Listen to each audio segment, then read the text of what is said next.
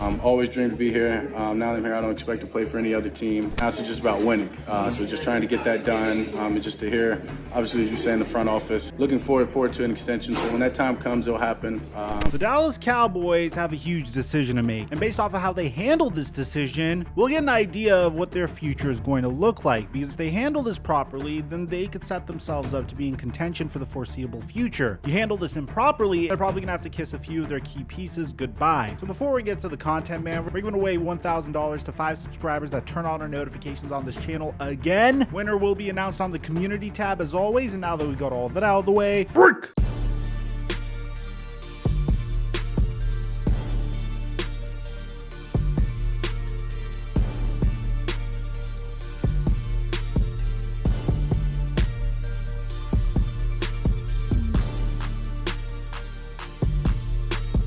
The last pick I gave you guys on my Instagram story hit, and now we have a free square for game 1 of the NBA Finals. Jokic just needs a point. He's gonna get a point. At the time I'm recording this, it's way too early for me to give you your picks, so I'm gonna post my picks onto my story. And if you aren't playing Prize Picks, use my promo code Mikerophone and they'll give you up to $100 free when you deposit $100. Mic check 1 2 1 2. What's going on, everybody? Dallas Cowboys fans don't necessarily agree with my take whenever it comes to Dak Prescott. In order to really understand how I feel about this human being and this football player, you have to understand my philosophy in regards to building a successful football team. I've echoed this in previous videos on Patrick Mahomes, Deshaun Watson, and Lamar Jackson. If you have been a recurring viewer on this channel, then you already know what I'm about to say. I believe that each and every quarterback in the NFL, at least in the top 15, could potentially win a Super Bowl if you signed them for the right price. Overpaying for Lamar Jackson, in my opinion, is condemning the Baltimore Ravens to never being able to win a Super Bowl. And if I'm wrong, you could come back to this video and say I was wrong, but I don't believe paying a quarterback that wasn't able to win a Super Bowl when he was on a rookie scale contract, who inevitably will have to have his team downgraded as a result of his brand new contract, not this year, but probably in a year or two when that cap hit finally comes in, is going to result in less success. I don't think it takes a genius to figure that out. Lamar Jackson being underpaid so you could pay his stars around him, not resulting in a Super Bowl, will probably mean paying Lamar Jackson a significant amount of money and downgrading the rest of his supporting cast will also result in never winning a Super Bowl. I think that's why Patrick Mahomes had this to say when he was asked about whether or not it bothered him that he was about to slip out of the top 10 highest paid QBs despite being the best quarterback in the NFL. Yeah, I mean, I always keep, me, my agent, and the team always keep open communication. And we try to do whatever is the best for the team, but obviously I want to do the best for myself as well. But at the same time, I've always said I worry about legacy and winning rings more than making money at this moment. With that being said, the one thing I applauded the Cowboys for was the way they extended Dak Prescott a few years ago. Right now, Dak Prescott's contract looks phenomenal. I mean, if you want to visit the highest paid quarterbacks in the NFL, the highest paid QB currently is Lamar Jackson at $52 million a year. Then it's Jalen Hurts at $51 million a year. Then it's Aaron Rodgers at $50 million a year. Russell Wilson at $49 million a year. Kyler Murray at $46.1 million a year. Deshaun Watson at $46 million a year annually, and it's fully guaranteed. Then you have Patrick Mahomes at $45 mil, Josh Allen at $43 mil, and then Matthew Stafford, Dak Prescott, and Daniel Jones are all tied at $40 million, which means currently Dak Prescott is the 10th highest paid quarterback in the NFL. But we do have a problem here. You see, the Dallas Cowboys had to do a lot of salary cap gymnastics this past offseason, and it's a theme that we've seen each and every offseason, man. I mean, last year we had to get rid of Amari Cooper and trade him for peanuts on the dollar because, well, we couldn't afford to keep him because of Ezekiel Elliott's contract and commitments we had to other players on the team. This year we had to cut Ezekiel Elliott because of his ridiculous contract extension that he signed a couple years ago. Now, whether or not Ezekiel Elliott's going to return or not is a different conversation for a different day. I feel like based upon what his market's looking like, it isn't a foregone conclusion that we can't see him in a Dallas Cowboys uniform for the foreseeable future. But in regards to Dak Prescott, the Cowboys have a huge decision to make. Now, I know what a lot of people are going to say. No, we don't think Dak Prescott deserves to be re-signed. Here's the thing, guys. We don't have a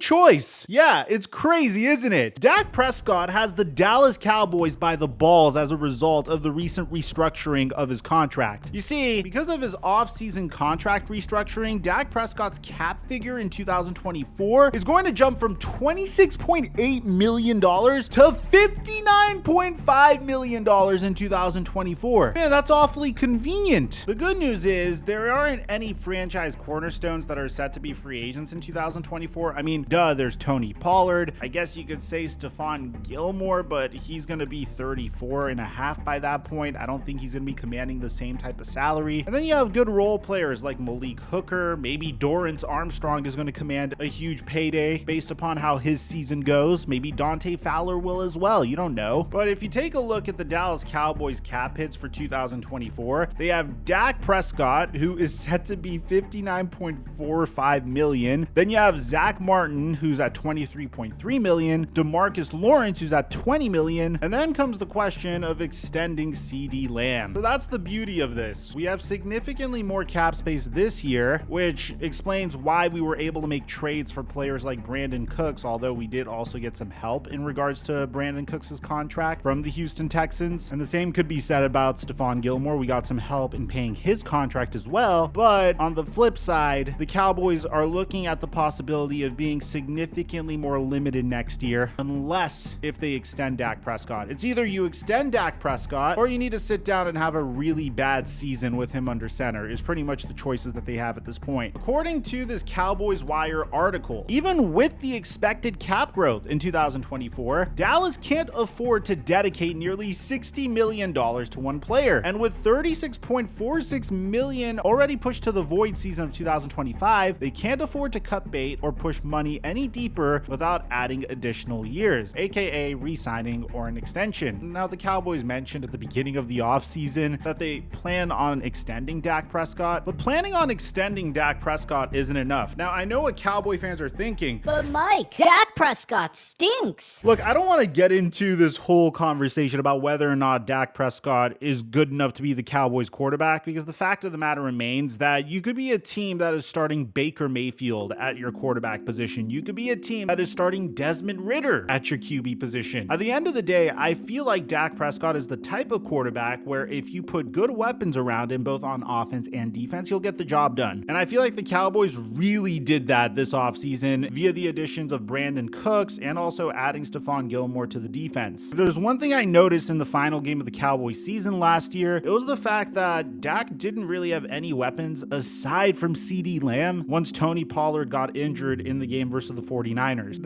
And it seemed like Kellen Moore or Mike McCarthy, whoever you want to point the blame finger on, wasn't able to make the proper adjustments to prepare for that. So yes, my philosophy is if you build a good enough team around Dak Prescott and you don't pay him too much, I think he could win a Super Bowl. I'm not saying he's a top 5 quarterback in the NFL. I'm saying he's adequate enough to win a Super Bowl if the rest of your team's in check. I don't think he's the type of QB that could take players like Marquez Valdez-Scantling and Juju Smith-Schuster and Sky Moore and elevate them to the point where you're winning a Super Bowl no matter who you give him on offense. But if you put playmakers around him, historically he's proven to us that he could get the job done. And that's just my own philosophy. This is my own opinion. You don't have to agree with it. I'm not saying he's like a top tier QB, but I feel like he's above average at the very minimum, and typically he makes the right decision more often than not. Now, assuming that we're all on the same page here on needing to sign Dak Prescott, we need to get to the second part of what I said in the beginning of this video. Dak Prescott is worth it for a specific price, meaning that if you sit down and you wait as long as you possibly can to extend Dak Prescott, then he's not going to be worth extending. Typically, the Jones family likes to wait until the last second to make a deal. They want the agent to sweat and really get nervous about potentially extending their client. The Jones family can't afford to do that in this particular instance. I mean, if you're Jerry and Stephen Jones, you need to understand that extending a quarterback is not like what it used to be. I mean, look at what the Kansas City Chiefs did with Patrick Mahomes. The moment he was eligible for an extension, not only did they extend him, they gave him a 10-year, $450 million contract extension. Mahomes' agent tried to negotiate like a percentage percentage increase year after year to project the rising salary cap and the quarterback market, and he was not able to do that because Patrick Mahomes is grossly underpaid. But it's okay because he makes that money back in endorsements, and he consistently has a competitive team built around him. Players like Travis Kelce, players like Chris Jones, players like Jawan Taylor. But you get my point. It's important to note, currently Dak Prescott is barely a top 10 paid QB, and they need to make sure that Dak Prescott doesn't get overpaid in this particular instance. If you want, pay him as much as you need to pay him right now before Joe Burrow, Justin Herbert, Trevor Lawrence, Tua Tagovailoa, and Jared Goff all get their contract extensions. Now, here's the thing. I don't know if it makes sense to be the first to market before Joe Burrow, because I feel like Joe Burrow isn't going to reset the market based off of what he said with his contract extension. I could be wrong, but he's went on record multiple times saying that he doesn't want to take a contract that could jeopardize the core of T. Higgins himself and Jamar Chase. But you definitely want to be one of the first individuals that extend Dak Prescott. I think a contract extension for Dak Prescott could be somewhere around $50 million, right underneath Aaron Rodgers, maybe a little bit over Russell Wilson, but they're probably going to want to round it up to a nice 50 just to make him feel good about himself. Make it underneath Lamar Jackson and Jalen Hurts, which would make him the fourth highest paid QB in the NFL. But for all you know, Dak Prescott might go for a home run here and try to get as much money as he can. It wouldn't surprise me if they pay him more than Lamar Jackson. At that point, I don't necessarily know how I would feel about it, because just as I said with Lamar Jackson, I only believe that Dak Prescott will be worth his contract extension if you don't overpay him and it allows you to put better pieces around him. So we'll have to take a look and see, but at the end of the day, Dak Prescott quite literally has the Cowboys by the balls. So let me know in the comment section down below how you guys feel about this. Would you extend Dak Prescott? Is there an alternative to what I'm suggesting? I'd like to hear what you have to say. Aside from that, I'm your boy Mike, and I'm dropping our mic until our next upload.